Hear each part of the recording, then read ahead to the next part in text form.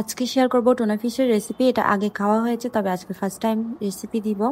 এর জন্য নিয়ে নিয়েছি টমেটো, পেঁয়াজ, কাঁচামরিচ আর দুটো ডিম। এরপর আদা রসুন কুচি দিয়ে দিব। এরপর দিয়ে দিব কিছুটা গরম মশলা।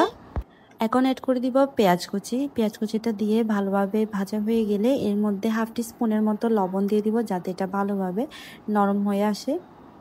এরপর দিয়ে দিব টমেটো আর কাঁচামরিচ কুচি।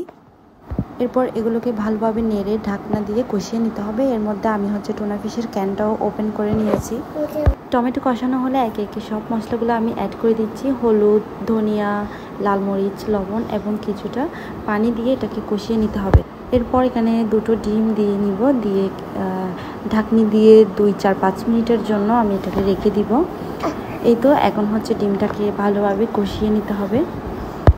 এরপরে টুনা ফিশগুলো এখানে দিয়ে দিচ্ছি।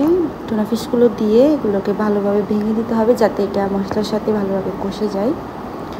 এরপর অল্প একটু গরম মশলা আর দিতে হবে চিনি, শুধুমাত্র টেস্টের ব্যালেন্সের জন্য। এরপর এটা একেবারেই রেডি। আপনারা রুটি, পরোটা কিংবা ভাতের সাথে এটা সার্ভ করতে পারেন।